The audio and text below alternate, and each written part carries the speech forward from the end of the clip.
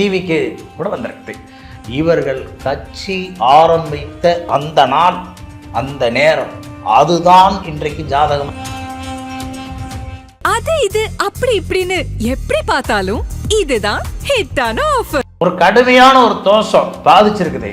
அவர் யமகண்ட நேரத்தில் போய் குலதெய்வத்தை போய் கும்பிட்டாருன்னா அந்த தோசை விலக ஆரம்பிச்சது. பசுவுக்கு ஜாதகம் எழுதின பாரம்பரியமே வள்ளுவர்கள் தான். அஷ்டமி தீதியில சீதாதேவி பிறக்கிறார். அப்போ ஒரு காரியம் சீதாதேவி கஷ்டப்பட்ட மாதிரி ஒரு காரியத்தை செய்தால் கஷ்டப்படுவாங்கன்னு நினைக்கிறாங்க. இது இப்படி வந்துருச்சு, வரவேற்று. அந்த கோள் செய்யாத ஒரு விஷயத்தை கூட நாள் செஞ்சிடும். நேரம் அப்படிங்கிறது இப்போ ஒரு வீடு புண்ணியர்ஜனை பண்ணுறோம், அதுக்கு ஒரு நேரம் பார்த்து புண்ணியர்ஜனை பண்ணுறோம். ஏன் பார்க்குறோம் அப்படின்னா, அந்த குழந்தை பிறக்கக்கூடிய நேரத்தை வைத்துத்தான் அந்த குழந்தை எப்படி வளருது, அது எப்படி படிக்குது, அதோட எதிர்காலம் என்ன, அதோட முன்னேற்றம் என்னன்னு பார்க்கணும். அந்த லக்னம் அன்றைக்கு இருக்கக்கூடிய கிரகங்கள் எல்லாம் இணைந்துதான் ஒரு வாழ்க்கையை முடிவு பண்ணோம். என்னென்னலாம் பண்ணக்கூடாது? குறைந்த விலை நிறைந்த தரம், தங்கள் தேவைகள் அனைத்தும் ஒரே இடத்தில். ஜெயச்சந்திரன். பக்தி கதைகள், பக்தி பாடல்கள் மற்றும் ஆன்மீக சொற்பொழிவுகள் மூலம் உங்கள் ஆன்மாவை தூய்மைப்படுத்துங்கள். இன்றைய ஆலய ஆப்பை டவுன்லோட் செய்யவும். ஆன்மீக கிளிட்ஸ் நேயர்கள் அனைவருக்கும் வணக்கம். இன்னைக்கு நம்மளோட தமிழ் மாநில பாரம்பரிய வள்ளுவர் குல ஜோதிட சங்க பேராசிரியர் டாக்டர் வி.கே. ரவிச்சந்திரா அவர்கள் தான் இணைஞ்சிருக்காரு. நிகழ்ச்சிக்கு போகலாம். சார் வணக்கம். சார் ஆல்ரெடி இந்த குலதெய்வம் பற்றி பேசி உண்மையாகவே எனக்கு எல்லா குலதெய்வமும் நான் இங்கே தான் இருக்கேன் அப்படின்னு சொன்ன மாதிரி அப்படி ஒரு பயங்கரமான ஒரு விஷயத்தோட சொல்லி முடிச்சிட்டிங்க. ரொம்ப சந்தோஷமாக இருந்தது சார். அதை கேட்கும்போது நிறைய பேருக்கு ஒரு கிளாரிட்டி கிடச்சிருக்கும் அப்படின்றத நான் நம்புகிறேன் சார். இப்போது அடுத்ததான் ஜென்ரலான ஒரு விஷயம் என்ன தெரியுமா சார்? இப்போது முன்னாடிலாம் இது எந்த அளவுக்கு பார்த்துருப்பாங்கன்றது எனக்கு தெரியல. ஏன்னா அந்த காலத்தில் இந்த விவசாயம் பண்ணுறது, கல்யாணம், நல்ல நாள், அந்த மாதிரியான ஒரு விஷயத்துக்கு தான் நேரம் பார்ப்பாங்க. ஆனால் இப்போது எல்லாத்துக்குமே இப்போ இந்த ஆன்மீகம் நிறைய பிரசித்தி பெற்றதுனால எல்லா இடத்துக்குமே இப்போது நல்ல நாள், நல்ல நேரம் இதெல்லாம் பார்க்குறது ரொம்ப சகஜமாயிடுச்சு இல்லை சார்? ஃபஸ்ட்டு அதை பற்றின உங்களோட கருத்தை சொல்லுங்கள் சார். நல்ல சிறப்பு, ரொம்ப சந்தோஷங்க. அதாவது நேரம் அப்படிங்கிறது இப்போ ஒரு வீடு புண்ணியர்ஜனை பண்ணுறோம், அதுக்கு ஒரு நேரம் பார்த்து புண்ணியர்ஜனை பண்ணுறோம். ஏன் பார்க்குறோம் அப்படின்னா, நல்லா பாருங்கள், அந்த நேரம் பார்க்குறதுனுடைய தத்துவம் என்னென்னா, ஒரு குழந்தை பிறக்குது. சரி, அந்த குழந்தை பிறக்கக்கூடிய நேரத்தை வைத்துத்தான் அந்த குழந்தை எப்படி வளருது, அது எப்படி படிக்குது, அதோட எதிர்காலம் என்ன, அதோட முன்னேற்றம் என்னன்னு பார்க்குறோம். அதுக்கு பேர் தான் முகூர்த்தம். அந்த குழந்தைக்கு ஜாதகம். அப்போ ஒரு வீடு கட்டி புண்ணியார்ஜனை பண்ணுறோம். அந்த புண்ணியார்ஜனை பண்ணுற நேரம் தெளிவாக இருக்கணும். அந்த வீட்டினுடைய ஜாதகம், அந்த புண்ணியார்ஜனை பண்ணுறது தான் நேரம். சரி சார். அடுத்தது, நீங்கள் இப்போ ஒரு கட்சி ஆரம்பிக்கணும். ஒரு இன்னைக்கு அனைத்து இந்திய அண்ணா திராவிட முன்னேற்ற கழகம் இருக்கிறது, திராவிட முன்னேற்ற கழகம் இருக்கிறது, பாரதிய ஜனதா இருக்கிறது, காங்கிரஸ் இருக்குது, இப்படி எல்லாம் இருக்கலாம். இப்போ டிவிக்கு கூட வந்திருக்குது.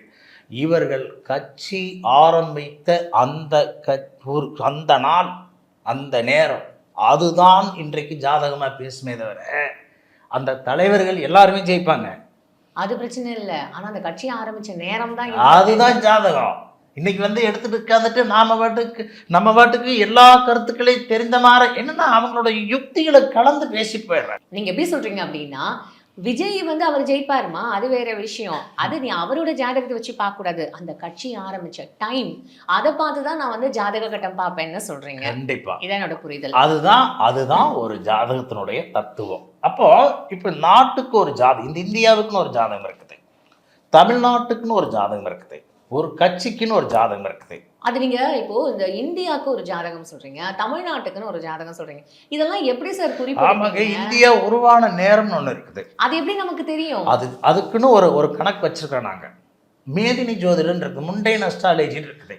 இந்தியா மட்டும் இல்லை, உலக நாடுகள் எல்லா நாடுகளுக்கும் ஜாதகம் இருக்குது. அதே வேளை நம்ம தமிழகம், இப்ப தெலுங்கானான்னு ஒரு புது மாநிலம் உருவாச்சு, அந்த நாள் தான் ஜாதகம் எப்ப உருவானது சார். இதெல்லாம் இப்போ நமக்கு கண்ணுக்கு தெரிஞ்ச விஷயம். இப்போ நான் இந்தியாலாம் கிட்டத்தட்ட அது எத்தனை வருஷத்துக்கு முன்னாடி உருவானது அப்படின்றது யாராலையுமே நமக்கு தெரியாது இல்லையா? இப்போ வரைக்கும் யார் ஹூ ஃபவுண்ட் இந்தியா அப்படின்ற மாதிரியான ஒரு கேள்விகள்லாம் வரும்பொழுது, அப்ப அந்த டைம்ல உதாரணம் இன்னொன்று எடுத்துக்கலாம். இந்தியா ஒரு வெள்ளைக்காரன் இடத்தில் இருந்தது, அது சுதந்திரம் பெற்றுச்சு இல்லையா? அதுக்கு ஒரு நேரம் இருக்குது இல்லையா? அந்த நேரம் ஒரு ஜாதகம். அதை வச்சு நீங்க ஜாதகம் அதை வச்சு பார்க்கறீங்க. எடுத்துக்கலாம். அது எப்படி அது கரெக்டா இருக்கும் நீங்க தாராளமா சொல்றீங்க? இந்தியாவினுடைய முழுமையான சுதந்திரம் என்பது இருக்குது இல்லையா? அதுக்குன்னு ஒரு நேரத்தில் தானே இந்த நாட்டில் இந்த நேரத்தில் இப்படி சுதந்திரம் கொடுத்துருப்பாங்க இல்லையா? அது ஒரு ஜாதகம் ஒன்றும். இரண்டாவது நீங்கள் பார்த்தீங்கன்னா இப்போ ஒரு கல்யாணம் பண்ணுறோம், அந்த கல்யாணம் முகூர்த்த நேரம், இந்த நேரத்தில் தாலி கட்டுறோம். அப்போ இந்த குறிப்பிட்ட காலையில் ஒரு 7 மணிலிருந்து 8 மணிக்குள்ளார விவாகம் செய்யலான்னு சொல்கிறோம். அதில் போடுறோம் இன்னாருடைய மகனுக்கும் இன்னாருடைய மகளுக்கும் இந்த நாளில் தை மாதம் 10ஆம் தேதி புதன்கிழமை காலை 7:30 8 மணிக்குள் மிதுன லக்னத்தில் திருமணம், இது மகர லக்னத்தில் திருமணம் செய்ய சுபம் அப்படின்னு எழுதி கொடுக்குறோம். அந்த லக்னம் எதுக்கு வைக்கிறோம்? அந்த லக்னம் அன்றைக்கு இருக்கக்கூடிய கிரகங்கள் எல்லாம் இணைந்துதான் ஒரு வாழ்க்கையை முடிவு பண்ணோம். அப்போ ஒரு மனிதனுக்கு ஜாதகம் அப்படிங்கிறது ஒவ்வொரு விஷயத்திலும் ஜாதகம் வந்துகிட்டே இருக்கும். அந்த காலத்தில் எங்கள் வள்ளுவர்கள் என்ன செய்வோம்னா பசுவுக்கு ஜாதகம் எழுதுவோம், பசுமாட்டுக்கு ஜாதகம் எழுதியிருக்கோம். நானே எழுதியிருக்கிறேன். உங்க வீட்டுல இருக்கிற பசு மாட்டுக்கெல்லாம் ஆமா, அந்த பசுமாடு வச்சு அந்த பசு மாடு கண்ணு போட்டு, மாடு கண்ணு போட்டதுக்கு அந்த நேரம் குழந்தை பிறக்கிற மாதிரியே அதை கணக்கு போட்டு, இந்த மாடு எத்தனை நாள் என்ன பண்ணு, ஏது செய்ய, இதுக்கு எப்படி குட்டி போடு, இதனுடைய ஆரோக்கியம் என்ன, பசுவுக்கு ஜாதகம் எழுதின பாரம்பரியமே வள்ளுவர்கள் தான். சரி, இப்போ எனக்கு கேள்வி, இப்போ இந்த நல்ல நாள் நேரம் புண்ணிய காலம் இதெல்லாம் ஓகே ஃபைன். இப்போ இந்த அஷ்டமி நவமின்ற ஒரு விஷயங்கள்லாம் இங்கே இருக்குல்ல, அதெல்லாம் நீங்கள் எப்படி சார் பார்ப்பீங்க? ஏன்னா நாங்கள் கோகுல அஷ்டமி தானே கொண்டாடுறோம், ராம நவமி தானே நாங்கள் இங்கே பார்க்குறோம், சரஸ்வதி கூட நவமியில தானே வருது. அப்புறம் அதெல்லாம் கூட அந்த நாட்களில் நீங்கள் எதுவும் நல்லது பண்ணக்கூடாது அப்படின்னு சொல்றது எப்படி சார்? அது மற்றவங்க சொல்லலாங்க, எந்த ஒரு வள்ளுவர் அப்படி சொல்ல மாட்டாங்க, எந்த ஒரு வள்ளுவருமே அப்படி சொல்ல மாட்டாங்க. அதெல்லாம் சொல்லவே எந்த வள்ளுவருமே சொல்ல மாட்டாங்க. வள்ளுவர்கள் அல்லாத சில ஜோதிடர்கள் புதிதாக சில விஷயங்கள், அதாவது அஷ்டமி தீதியில சீதாதேவி பிறக்கிறார், அப்போ ஒரு காரியம் சீதாதேவி கஷ்டப்பட்ட மாதிரி ஒரு காரியத்தை செய்தால் கஷ்டப்படுவாங்கன்னு நினைக்கிறாங்க. இது இப்படி வந்துருச்சு, வரவேற்று அப்படி மறுவி அந்த மாதிரி அது ஒரு கொச்சை தமிழ்ல வழக்கு சொல்லிருந்து மாறி வந்த மாதிரி தான் அது. ஆனா உண்மையான பொருள் அப்படி அல்ல. அஷ்டமி திதிங்கிறது லட்சுமி பிறந்த திதி. அந்த அன்னைக்கு நீ கடனை வாங்கலாம், தப்பில்லை, நீ கடனை கொடுக்காத. நீ லட்சுமி உங்ககிட்ட இருக்கிற லட்சுமி, ஏன் நீ இன்னொருத்தருக்கு கடனா கொடுத்தேன்னா உன்னுடைய யோகங்கள் அவருக்கு போய்விடலாம்ங்கிற ஒரு அனுமானமா சொல்லப்பட்டிருக்கூடிய கருத்து புதுசா இருக்கு சார். அஷ்டமி தேதியில கடன் கொடுக்காத அப்படின்னு, கடன் கொடுக்க கூடாது. அதாவது நான் வாங்கின கடனை திருப்பி ரிட்டர்ன் பண்ணணும். பாருங்க, எனக்கு யோகம் வந்துருது இல்ல, நீங்க எனக்கு பணம் கொடுக்குறீங்கன்னா எனக்கு யோகம் வந்துருது. சரி, இப்போ நான் இப்போ ஒருத்தர் என்கிட்ட கடன் வாங்கியிருக்காங்கன்னு வச்சுக்கோங்களேன், அவங்க என்கிட்ட அஷ்டமி தேதியில கொடுக்கலாமா கூடாதா? அது தாராளமா நீங்க இது இது இது பிரச்சனை இல்லை, அதுதான் நான் சொன்னேன், இது பிரச்சனை இல்லை. முறையா இது நீங்கள் கேட்கக்கூடிய கேள்விக்கும் இன்றைய நடைமுறையில் பொதுமக்களால் அது ஒரு தவறாக புரிந்து கொள்ளப்பட்ட ஒரு கருத்தை தவிர, அப்படி சாஸ்திர ரீதியாக அஷ்டமி தீதி என்னைக்கு ஒன்று செய்ய வேண்டாம் அப்படின்னு சொல்லலை. ஆனால் ஜோதிட சாஸ்திரத்தில் அது எங்கே வருகிறது என்றால் 8வது திதி அஷ்டமி திதி. அப்போ 8ங்கிறது கண்டம், கஷ்டம், தெண்டம், பிரச்சனை, தடை, தாமதம் அப்படிங்கிறதையும் சுட்டி காட்டுது. அதே வேளை 8ங்கிறது மிகப்பெரிய அதிர்ஷ்டத்தை, மிகப்பெரிய தனத்தையும் சுட்டி காட்டுகிறது. புரியுதுங்களா? அப்போ ரெண்டுமே அதுக்குள்ள இருக்குது சார். சும்மா சொன்னாலே எங்களுக்கு புரியாது சார். இப்போ நான்லாம் இப்படிதான் சார், என்னதான் சார் சொல்ல வரீங்க அப்படின்ற மாதிரி இருக்கு சார்.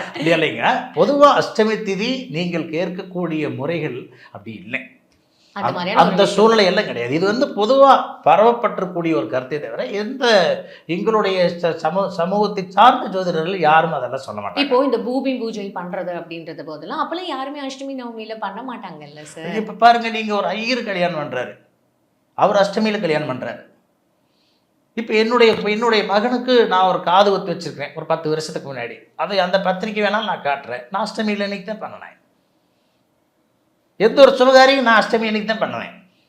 சரி, நான் ஒரு ஜோதிடர் தானே. அப்போ ஓகே, இப்போ நீங்க ஜோதிடர், உங்களுக்கு விஷயம் தெரியுது. இப்போ எத்தனை பேருக்கு இந்த விஷயம் தெரியும்? தெரியாதவங்க ஆப்வியஸா அஷ்டமி நவமியில பண்ணக்கூடாதுன்னு தானே சார் நினைப்பாங்க. நீங்கள் இந்த தளத்தின் வாயிலாக நீங்க இந்த விஷயத்தை இன்னைக்கு வெளியே கொண்டு வந்துட்டீங்கல்ல, இது தவறு, இப்படி அல்ல, இது மெய்ப்பொருள் வேறு, இது கொடுத்துருக்கக்கூடிய முறைகள் என்பது வேறு. இதுக்குன்னு நாம ஒரு முழுக்க ஒரு 2-3 ஷோ கொண்டு வரோம். நீங்க அவ்வளவு விஷயம் இருக்குது. ஆமா, அஷ்டமியிலேயே நிறைய விஷயங்கள் இருக்குது. சரி, ஓகே. இப்போ இந்த நல்ல நாள், நல்ல கிழமை இந்த விஷயங்கள்லாம் பண்ணும்போது அது ரொம்ப டபுள் மடங்கு, ட்ரிபிள் மடங்கு நல்லது கொடுக்கும். நீங்க வந்து அந்த ராகு காலம், யமகண்டம் இந்த மாதிரியான ஒரு விஷயங்கள்ல பண்ணும்போது அது கெட்டதுல தான் கொண்டு போய் முடியும் அப்படின்னு சொல்றதெல்லாம் அது எப்படி சார் அது? அதாவதுங்க, இப்போ எல்லா நாள் நாள் இந்த ஒரு கோள் செய்யாத விஷயத்தை கூட, கோள்னா 9 கிரகம், ஆமா. அந்த கோள் செய்யாத ஒரு விஷயத்தை கூட நாள் செஞ்சிடும். நல்ல நாள் பார்த்து ஒரு பண்ணலாம். நல்ல நாள் செஞ்சிடும். அதில் என்ன சொல்லிட்டாங்கன்னா, அதுலேயும் ஒரு ஒரு கிரகத்தில் ஒரு மையப்புள்ளியை பிரித்து வச்சுருக்காங்க. எப்படின்னா, நாரத மகரிஷி சொல்கிறார். நாரத மகரிஷி. அவர் என்ன சொல்கிறாருன்னா, எந்த வகையிலையும் குற்றமே இல்லாத நேரத்தை நம்மை படைத்த இறைவனை கூட குறிக்க முடியாதுன்னு சொல்கிறார். இது காமராஜர் யூனிவர்சிட்டியில பாடமாக இன்றைக்கும் ஜோதிடவியல் பாடமாக நடத்துற போது இதை சொல்லிக் கொடுப்பாங்க. இந்த விதியை சொல்லிக் கொடுப்பாங்க. சரி. நம்மை படைத்த இறைவனே கூட தூய்மையான ஒரு நல்ல நேரத்தை குறிக்க முடியாது. அப்போ தோஷங்களை குறைத்தும் நல்லதை அதிகப்படுத்தியும் குறிக்கப்படக்கூடிய நேரத்துக்கு தான் நல்ல நேரம். இதுல ராகு காலம் அப்படித்தான், யமகண்டம் அப்படித்தான். இதில் ஒரு சிலதை நம்ம தள்ளி வைக்கிறோமே தவிர வேறெல்லாம் ஒன்றும் கிடையாது. அப்படி பார்த்தா யமகண்டங்கிறது குருவனுடைய நேரம். குருவோட நேரம். குருவனுடைய நேரம் யமகண்டம். அப்போ அது தப்புங்கிறது இல்லை. அதுலேயும் சில விஷயங்களை செய்யலாம். இப்போ உதாரணமாக யமகண்ட நேரம் இருக்குது. அதில் போய் ஒரு கடனை கொடுக்குறோம்னு வைங்களேன், அவர் சீக்கிரமே வந்து அந்த கடன்லேருந்து விடுபட்டு விடுவார். யமகண்டத்துல கடன். யமகண்ட நேரத்திலேயே நீங்கள் கடனை கட்டினீங்கன்னா கடன்லேருந்து விடுபட்டு விடுவார். நான் கடன் ஒருத்தவங்க கிட்ட வாங்கியிருக்கேன், அந்த கடனை யமகண்டத்துல கொடுத்தா நான் கடன்ல இருந்து விடுபடுவேன். ஒரு கடுமையான ஒரு தோஷம் பாதிச்சிருக்குது, அவர் யமகண்ட நேரத்தில் போய் குலதெய்வத்தை போய் கும்பிட்டாருன்னா அந்த தோஷம் விலக ஆரம்பிச்சிடும். ஏன்னா இவர் யமகண்ட நேரத்தில் போய் குலதெய்வத்திட்டு நிற்கிறாரு, ஒரு கெட்ட நேரத்தில் போய் குலதெய்வத்துக்கிட்டு நிற்கிறாரு. தெய்வத்திடத்தில் எந்த நேரம் வேலை செய்யாது. தெய்வங்கிறது எல்லாமே அவனுக்குடைய நேரம். எல்லாமே அப்படி இருக்கும்போது அவர்கிட்ட போய் என்ன நல்ல நேரம் பார்க்கறது? அதுதான் நான் சொல்றேன், நல்ல நேரம் எந்த தவறான நேரம் வேலை செய்யாது. சரி, புரியுதுங்களா? அப்போ அந்த யமகண்ட நேரங்கிறது ஒரு தப்பான நேரம்னா அந்த நேரத்தில் போய் நின்று அவருக்குரிய தவறுகளை எல்லாம் சொல்லுகின்ற பொழுது அவர் அதை சரி செய்கிறார். யமகண்டத்தினர் பாருங்க, இப்ப ராகு வேளையில போய் துர்க்கைக்கு தெய்வம் போடுன்னு சொன்னாங்க இல்லையா? அப்ப ராகு வேளையில போய் போடுற போது அங்க துர்க்கை வந்து அதற்குரிய ஒரு சில பரிகாரங்கள் ஆகுதே இல்லையா? அதனாலதான் மக்கள் ராகு வேளையில போய் சிலது பரிகாரம் செய்யறாங்க. அதாவது என்ன மாதிரியான ஒரு கெட்டது இருந்தாலும் அந்த ராகு காலத்துல போய் அந்த விளக்கு போட்டா அது நிவர்த்தி ஆயிடும் அப்படின்னு சொல்றது ஒரு நியதியா இப்ப பார்க்கப்படுது. சோ நீங்க என்ன சொல்றீங்க அப்படின்னா அதனாலதான் அந்த வீரியங்கள்லாம் கம்மியாகி நீங்க ராகு காலத்துல இது பண்றீங்க. அப்ப யமகண்டம் மட்டும் ஏன் அப்படி பாக்குறீங்கன்றது நீங்க இல்ல யமகண்டம் குருவனுடைய நேரம். அது சில விஷயங்களுக்கு தள்ளி வைக்கிறோம். இப்போ ஒரு சுபகாரியம் செய்யறோம், இப்போ ஒரு சுபகாரி வீட்டில் ஒரு பிறப்பு காரியம் ஒரு சுபகாரியம் செய்யறோம், அதை யமகண்டத்தில் தள்ளி வைக்க சொல்றோம். சரி, யமகண்டத்தில் ஒரு வேலையை செஞ்சா வளரும். சரி, என்னென்ன விஷயங்கள்லாம் யமகண்டத்தில் பண்ணா வளரும்? அதை பாருங்க, நீங்க நல்ல காரியங்கள் நம்ம செய்யறோம் அப்படிங்கிறது வேறு, ஒரு கெட்ட காரியங்கள் ஏதாவது ஒன்று செஞ்சிடக்கூடாது யமகண்டத்தில். இப்போ ஒருத்தர் அடக்கம் பண்றாங்கன்னு வைங்களேன், ஒரு மனிதன் இறந்து விடுகிறார், அவர் அடக்கம் பண்றான், அது யமகண்டத்து நேரத்தில் செய்ய மாட்டாங்க. சரி, அது இறப்பு ஒரு தவறான காரியம் தான். அதுவும் நீங்க போய் இன்னும் அந்த காலத்திலே நேரம் கேட்பாங்க, அப்ப கேட்பாங்க என்ன செய்யலன்னு கேட்பாங்க. அப்ப யமகண்டத்தை நாங்க தள்ளி கொடுப்போம், ஏன்னா அது வளரும். அப்ப அங்க அந்த மரணத்தினுடைய காரியங்கள் மற்றவங்களுக்கு வந்துடக்கூடாது அப்படி. யமன் பிளஸ் கண்டன் என்னென்னலாம் பண்ணக்கூடாது யமகண்டத்துல? பாருங்க, யமகண்டத்துல இந்த மாதிரி ஒரு தவறான காரியம் தீய காரியங்களை செய்யக்கூடாது. ஆனா நல்ல காரியங்களை செய்யறதுக்குன்னு அதுக்குன்னு சில முகூர்த்தங்கள் இருக்குது, அதுக்குன்னு சில முகூர்த்தங்களை வச்சிருக்கோம். அந்த முகூர்த்தத்தை பார்த்து கொடுப்பேன். இப்போ பொதுவாகவே இது பொதுவான பலன். இப்போ ஒரு ராசி பலன் சொல்றோம், அது பொது பலன் தான் சொல்றோம், அது முழுமையா வராது. ஆனால் பட் குறிப்பா அவருடைய ஜாதகத்தை பார்த்து சொன்னா அது முழுமையா வரும். அது மாதிரி இப்ப நேரம்னு சொல்றோம், இது பொது பலனா தான் நம்ம பேசுறமே தவிர இது முழுமையா எல்லாத்துக்கும் வராது. அவருடைய ஜாதகத்தக்கவாறு அந்த லக்னம், அந்த கிரகம், அந்த நட்சத்திரம், அந்த திதி, காரணம், யோகம், இது எல்லாம் பார்த்து நல்ல நேரம் வைக்கணும். இதெல்லாம் அந்தந்த கிரக, அதாவது அந்த கிரகத்துக்காக உள்ள அந்த ராசிக்காரர்களுக்கு அவங்களுக்கு ஒரு வேலை அதெல்லாம் வந்து எடுபடும், எல்லாருக்கும் வந்து இது எடுபடாது. அது பொதுவான ஒரு பலனா மக்கள் மத்தியில பார்த்துட்டாங்க, அவ்வளவுதான், தவிர வேற ஒண்ணு இல்லை. ரொம்ப அழகா சொன்னீங்க. அடுத்ததா இந்த செவ்வாய்க்கிழமை அப்புறம் இந்த சனிக்கிழமை இது எப்படி பார்க்கப்படுதுன்னா, செவ்வாய் சனியில எந்த ஒரு காரியமும் செய்யாதீங்க, புதுசா எந்த ஒரு விஷயமும் வாங்காதீங்க, புதுசு போட்டுக்காதீங்க அப்படின்லாம் சொல்லப்படுது. அது உண்மையா? அது இல்லைங்க, அதுவும் இல்லை. எப்படின்னா சனி வந்து பெருக்கத்துக்குரிய நாள். இப்போ நம்ம ஒரு சுபகாரியம் செய்கிறோம் அப்படின்னா செவ்வாய் வந்து ஒரு பாவ கிரகத்தை சார்ந்தது. ஆனால் செவ்வாய் சக்தி, ஆனால் பாவ கிரகத்தை சார்ந்தது. அது ஒரு பாவ கிரகங்கள்ல சுபர் அசுபர்னு வச்சுருக்கோம், அது அசுப கிரகம். இப்போ ஒரு திருமணம் செய்கிறது வந்து ஒரு அசுப கிரகத்தினுடைய நாளில் செய்ய வேண்டாம், அவ்வளோதான். அதே மாதிரி சனியும் அசுப கிரகம் தான், அதனால அந்த நாளில் செய்ய வேண்டாம் அப்படிங்கிறத சொல்லுவோம், வேறெல்லாம் ஒன்றும் இல்லை. ஆனால் ப்ளஸ் சனி வந்து நீங்கள் ஒரு நகை வாங்குறது, ஒரு இடம் வாங்குறது முடியாது, அந்த அன்னைக்கு போய் கிரையம் பண்ணுறதுக்கு 10 பைசா இருக்காது. அதே வேலை ஒரு நகை வாங்குறது, இந்த மாதிரி வேலையெல்லாம் சனிக்கிழமை அன்னைக்கு செஞ்சால் பெருக்கும். இன்னைக்கும் கிராமப்புறங்களில் எங்கள் பாரம்பரியத்தை சார்ந்தவங்க எல்லாருமே என்ன செய்வாங்கன்னா, அந்த ஒரு சனிக்கிழமை நாளில் ஒரு ஆபரணம் வாங்குவதற்கு, ஒரு இந்த மாதிரி ஒரு சில தோட்டங்காடு எழுதி கொடுக்குறாங்க அப்படின்னா வாங்குறதுக்கு. நாங்கள் பூங்குப்பேட்டில் இருக்கிறோம், அதனால அங்கெல்லாம் பெரும்பாலும் அந்த சனிக்கிழமையை அதிகமாக பயன்படுத்துவாங்க. இன்னும் சொல்லணும்னா சனிக்கிழமை தான் அங்கே சம்பளமே தருவாங்க. எல்லாம் வாங்குறீங்கல்ல, சனிக்கிழமையில மட்டும் அப்ப அந்த அன்னைக்கு ஒரு நல்ல வருது இல்லையா? சனிதான் கர்மா, சனிதான் தொழில்காரகன். அப்போ ஒவ்வொரு வாரம் உழைத்த உழைப்புக்கு ஊதிய என்னிடம் வருது, சனிக்கிழமை அன்னைக்கு வருது. அன்னைக்கு சார் நாங்க வரது வாங்கிக்க மாட்டோம்னு சொல்லல, நாங்க என்ன சொல்றோம் அப்படின்னா புதுசு ஏதாவது போட்டா நாங்க அதுதான் யோசிக்கிறோமே தவிர வரதெல்லாம் நாங்க வேண்டாம். சனிக்கிழமை எங்களுக்கு யாராவது ஏதாவது வாங்கி கொடுத்தா அதை நாங்க வாங்கிப்போம், நாங்களா எதுவும் வாங்கிக்க கூடாதுன்ற கேள்வி. சரி, புதன் கிடைச்சாலும் அதாவது பொன் கிடைச்சாலும் புதன் கிடைக்காது அப்படின்ற ஒரு சொல்லாடல் இருக்குல்ல, அருமை. அது உண்மையா? அதாவது புதன் அப்படின்னா யாருன்னா, குறிப்பா வித்யாகாரகன் புதன், புத்திகாரகன் புதன். எல்லா மனிதனுக்கும் எல்லா விதமான நிலை இருந்தாலும் அவருக்கு வித்தியாகாரன் கல்விங்கிறது ஒன்று இருக்கணும். கற்றவனுக்கு சென்ற இடமெல்லாம் சிறப்பு. உலகத்தில் கல்வி செல்வம் வீரம்னு வைக்கிற போது கல்வி வந்து முதலிடத்துல வந்து நின்றுச்சு. அப்போ அந்த புதன்கிறது வந்து ஒரு எல்லா வகையிலையும் சமாதான கிரகம் புதன். புதன் என்பது நல்லா தெரிஞ்சுங்க, மகாவிஷ்ணுவும் புதனே, சகுனியும் புதனே, தந்தரகாரகனும் அவனே, புத்திசாலித்தனம் அவனே. அப்போ நல்ல புதன்கிழமையில நல்ல நட்சத்திரங்கள் இருந்து நம்ம வச்சுட்டா அவர் மகாவிஷ்ணுவாக வாழ்வார், அந்த அளவுக்கு ஒரு புத்திசாலியா இருப்பார். அப்புறம் இப்போ ஒரு குடும்பத்துக்குள்ளார சண்டை வந்துடுது, புதன் நட்சத்திரத்தில் அதிக கிரகங்கள் இருந்தால் அவர் சமாதானம் பண்ணி வச்சுருவார்.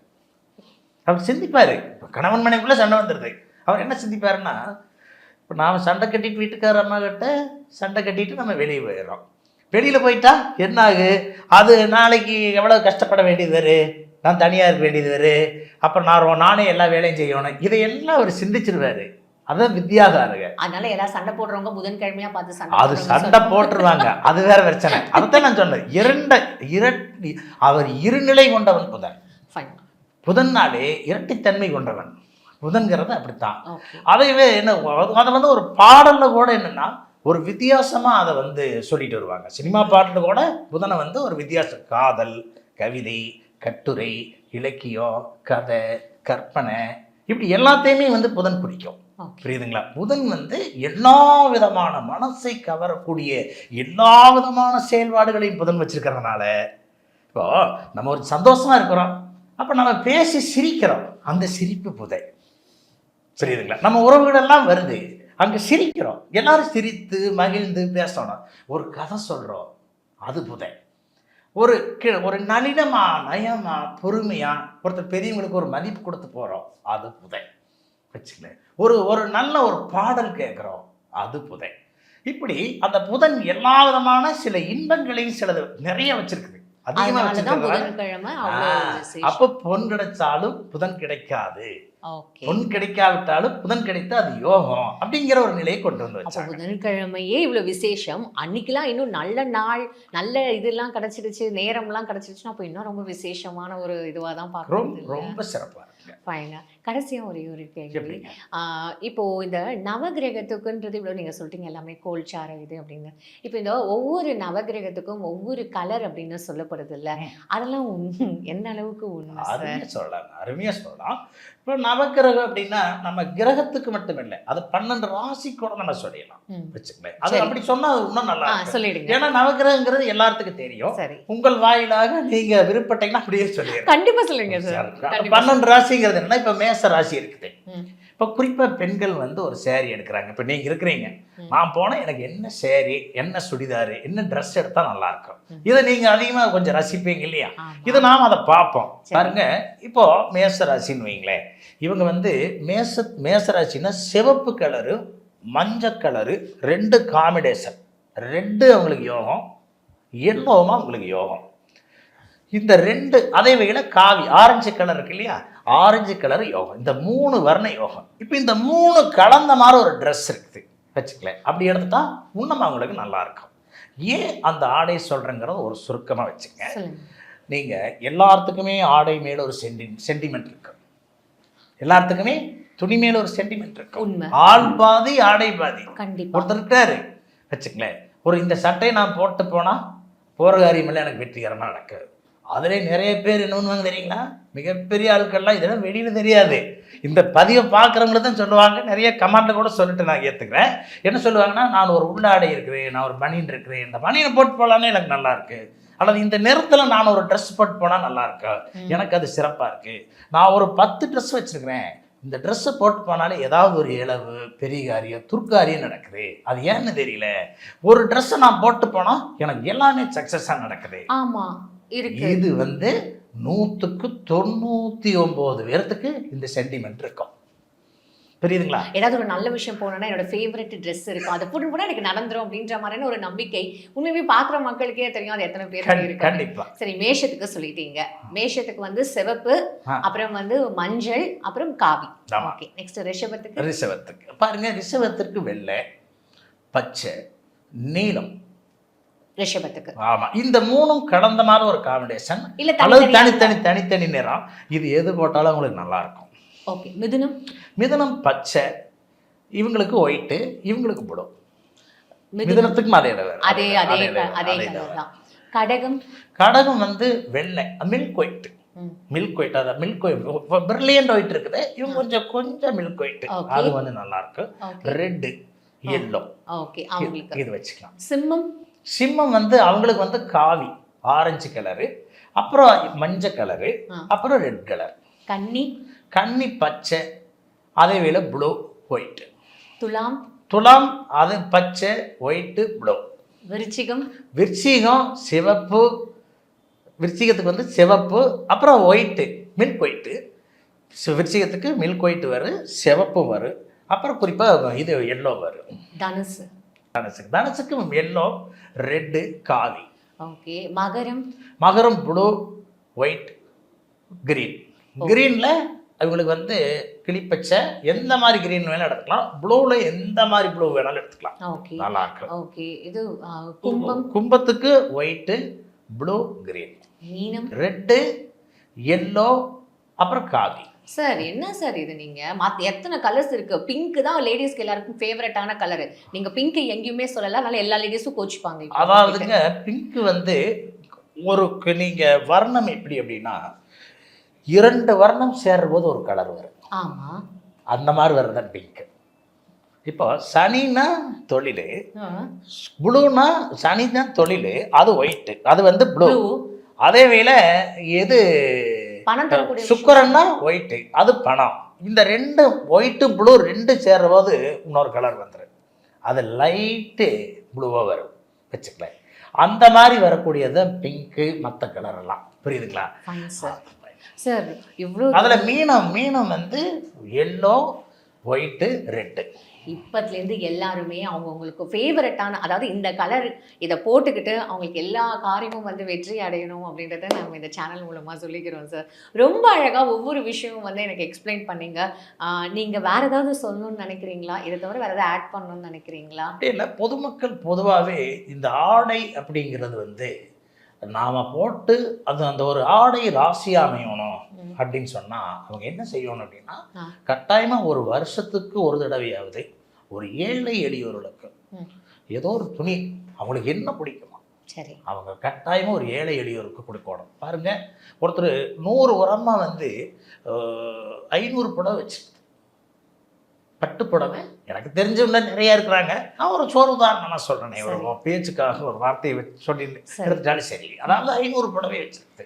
ஆனால் அந்த அம்மா மனம் விரும்பி ஒரு புடவை ஒருத்தருக்கு தரார். அவங்க தரக்கூடாதுங்கிற எண்ணம் இல்லை. ஆனால் அது ஏன் அவங்கள தடுக்குது?